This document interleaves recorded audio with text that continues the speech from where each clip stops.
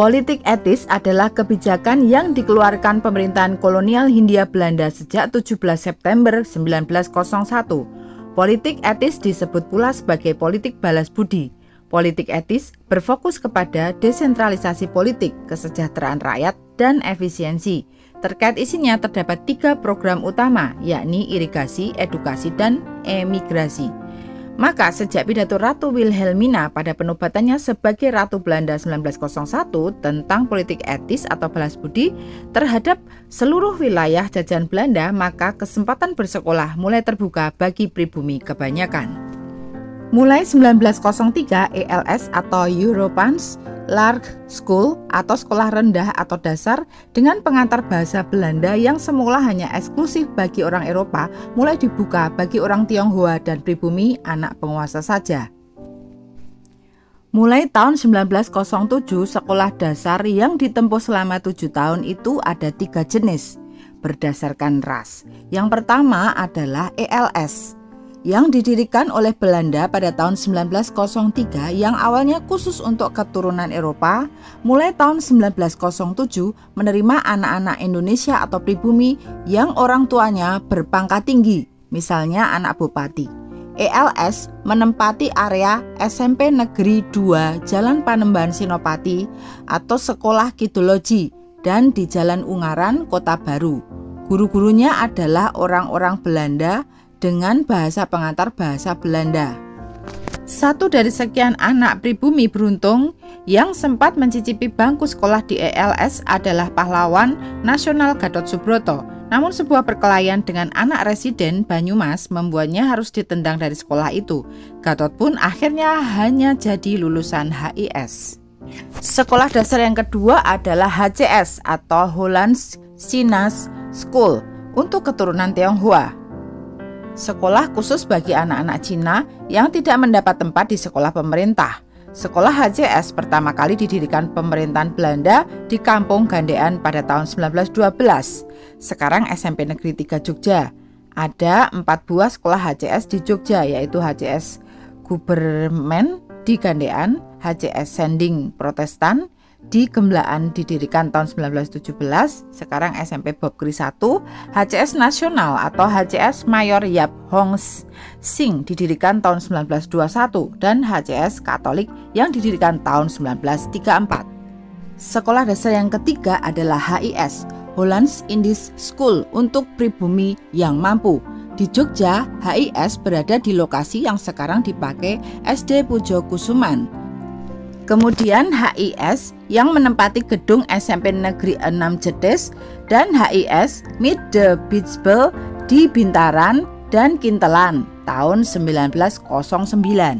Di luar pendidikan resmi Belanda tersebut, beberapa pribumi, kebanyakan anak pejabat yang telah lulus pendidikan Belanda mulai berpikir untuk membentuk sekolah dasar bagi pribumi kebanyakan. Misalnya Ki Hajar Dewantoro dengan Taman Siswa, Kiai Haji Ahmad Dahlan dengan Muhammadiyah, dan lain sebagainya. Sekolah-sekolah ini masuk dalam kategori sekolah partikelir. Kalau dapat disimpulkan bahwa sekolah di zaman Belanda itu ada 2 jalur sekolah. Yang pertama adalah jalur sekolah untuk anak Eropa dan segelintir anak pribumi. Di situ ada ELS, Eropa Lager School. Itu setara SD dan ditempuh selama 7 tahun. Kemudian setelah keluar dari ELS, melanjutkan ke HBS atau Hongers Burger School. Itu setara SMP dan SMA ditempuh dalam waktu 5 tahun. Untuk jalur kedua adalah jalur sekolah untuk anak pribumi dan timur asing. Untuk pendidikan dasar kita sebut sebagai HIS atau Holland Indies School, setara SD ditempuh dalam waktu 7 tahun. Kemudian setelah lulus melanjutkan ke MULO atau Meer Uitgerberd Lager Onderwijs, setara SMP selama 3 tahun. Kemudian setelah lulus dari MULO bisa melanjutkan ke AMS atau setara SMA. AMS adalah Arguments Middelbare School, ditempuh dalam waktu 3 tahun.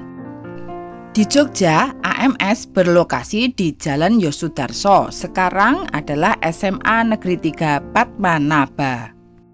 HBS adalah pendidikan menengah umum yang didirikan tahun 1863 untuk orang Belanda, Eropa, Tionghoa, dan elit pribumi yang terpilih dan pandai.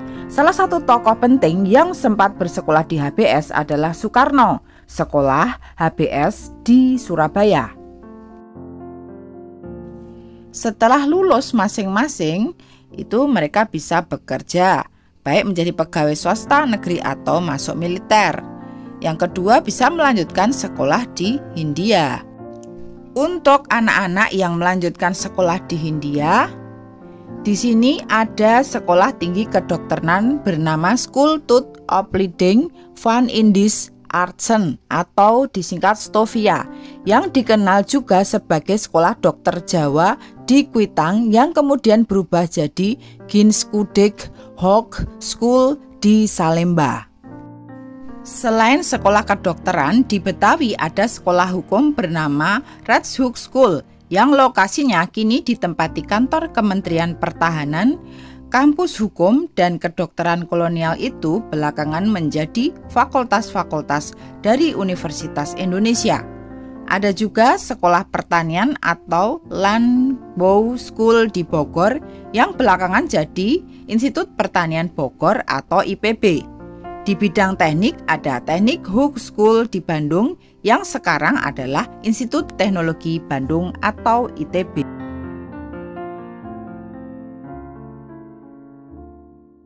Dan yang ketiga, boleh masuk di Universitas Negeri Belanda. Jika tidak ingin kuliah, ada perusahaan swasta yang membuka lapangan kerja juga loh.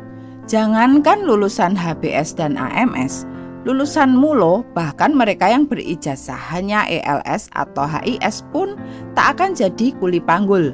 Masih ada kantor yang akan menerima mereka. Lulusan ELS atau HIS yang setara sekolah dasar saja bisa jadi sersan jika mau bergabung dengan tentara kerajaan Hindia Belanda alias Kenil. Di masa kolonial, tentu sarjana pribumi langka dan disegani. Berbeda dengan masa sekarang yang menurut data Pusat Badan Statistik 2015 terdapat 600.000 sarjana menganggur. Demikian liputan dari tim Tombo Kangen Channel. Semoga liputan ini bermanfaat untuk kita semua. Salam dari kami, salam Tombo Kangen Channel. Dadah, dadah, dadah. Yogyakarta, milik kita penuh cinta, kedamaian.